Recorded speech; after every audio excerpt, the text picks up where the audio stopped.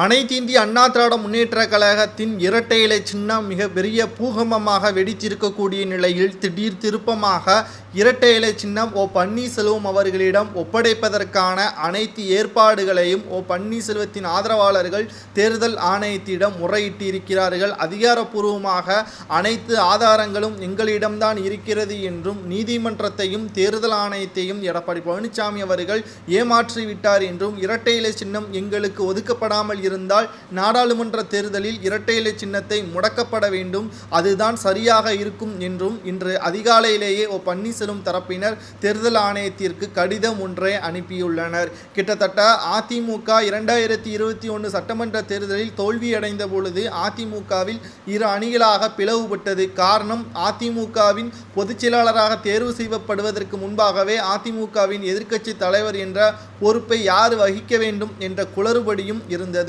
அதில் பிடித்த மிகப்பெரிய பூகம்பம், எதிர்க்கட்சி தலைவர் திடீர் முடிவாக அதிமுகவின் அவசர மாநாடை கூட்டி பொதுச் செயலாளராகவும் அறிவித்துக் கொண்டார் எடப்பாடி பழனிசாமி அவர்கள். ஆனால் ஒருங்கிணைப்பாளர் என்ற முறையில் பன்னீர்செல்வம் அவர்களிடம் எந்த ஒரு அனுமதியும் பெறாமல் அவசரமாக அதிமுகவின் பொதுச் செயலாளரை கூட்டி பன்னீர்செல்வம் அவர்களை அதிமுகவில் இருந்து நீக்கவும் செய்தார் எடப்பாடி பழனிசாமி அவர்கள்.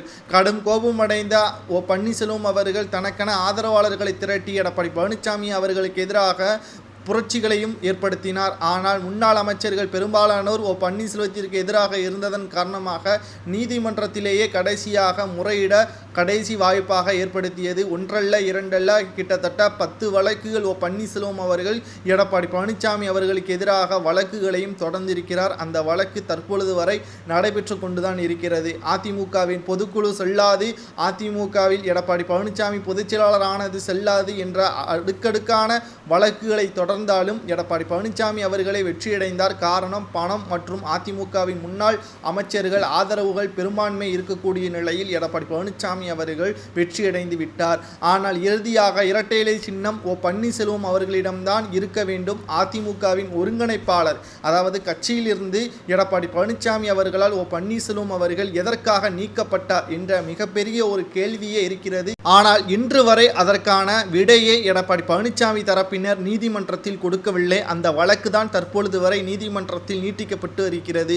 இதனை ஆதாரமாக பயன்படுத்தி கொண்டுதான் இன்று அதிகாலையிலேயே வைத்திலிங்கம், மனோஜ் பாண்டி, புகழேந்தி அவர்கள் தேர்தல் ஆணையத்திற்கு நீதிமன்றத்தில் வழக்கு நிலுவையில் இருக்கக்கூடிய நிலையில் நாடாளுமன்ற தேர்தலில் இரட்டை இலை சின்னத்தை எடப்பாடி பழனிசாமி அணிக்கு ஒதுக்கக்கூடாது என்ற அனைத்து ஆதாரங்களுடன் அதிகாரப்பூர்வமாக கடிதம் ஒன்றை அனுப்பியிருக்கிறார்கள். இது மிகப்பெரிய ஒரு திருப்பமாக எடப்பாடி பழனிசாமி அவர்களுக்கு அமையும் என்றே நாம் கூறலாம். ஒன்று, பன்னீர்செல்வம் அவர்களுக்கு இரட்டை இலை செல்லும், இல்லை என்றால் இரட்டை இலை சின்னம் முழுமையாக முடக்கப்படும் என்று அதிகாரப்பூர்வமான அறிவிப்புகளும் தற்பொழுது அரசியல் வட்டாரங்களில் செய்திகளும் பரவி வருகிறது.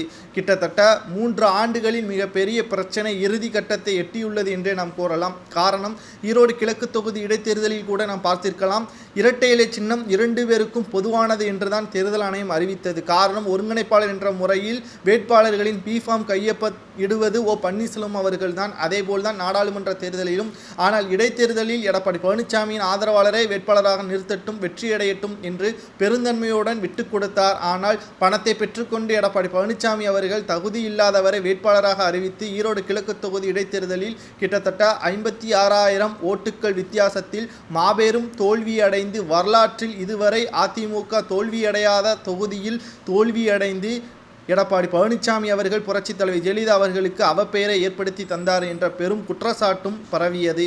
அதே நிலைமை நாடாளுமன்ற தேர்தலில் வரக்கூடாது என்பதற்காகத்தான் தற்பொழுது பன்னீர்செல்வத்தின் ஆதரவாளர்கள் மற்றும் பன்னீர்செல்வம் அவர்களின் வழக்கறிஞர்கள் தேர்தல் ஆணையத்தில் முறையிட்டு இருக்கிறார்கள். நீதிமன்றத்தின் ஆவணங்கள், குறிப்புகள் அனைத்தையும் சேகரித்து இரட்டை இலை சின்னத்தை பன்னீர்செல்வம் அவர்களிடம் ஒப்படைக்க வேண்டும், இல்லை என்றால் இரட்டை இலை சின்னத்தை முடக்க வேண்டும் என்ற 2 கோரிக்கைகளையும் தற்பொழுது தேர்தல் ஆணையத்திடம் முன்வைத்திருக்கிறார்கள். இது எடப்பாடி பழனிசாமிற்கு மட்டுமல்ல, கூட்டணி கட்சிகளுக்கும் மிகப்பெரிய ஒரு இழப்பாக அமையும். ஏற்கனவே கூட்டணி கட்சிகளான தேமுதிகவாக இருக்கட்டும், பாமகவாக இருக்கட்டும், பாஜகவுடன் அணி கூட்டமைப்பு சேர்வதற்கான மறைமுகமான பேச்சுவார்த்தை நீடித்து வருகிறது. இதில் இரட்டை இலை சின்னம் எடப்பாடி பழனிசாமிற்கு ஒதுக்கப்படவில்லை என்று தேர்தல் ஆணையம் அறிவித்துவிட்டால் நிச்சயமாக கூட்டணி கலைக்கப்படும் என்பதில் எந்த ஒரு மாற்று கருத்தும் கிடையாது. உங்களது கருத்துக்களை கூறுங்கள் மக்களை. இரட்டை இலை சின்னம் புரட்சி தலைவர் ஜெயலலிதா அவர்களுக்கு பிறகு ஓபிஎஸ் அவர்களுக்கு செல்லுமா அல்லது எடப்பாடி பழனிசாமி அவர்களுக்கு சென்றால் நிச்சயமாக நாடாளுமன்ற தேர்தலில் வெற்றியடைவாரா என்பதை உங்களது கருத்துக்களை கமெண்ட் வாயிலாக கூறுங்கள். நன்றி, வணக்கம்.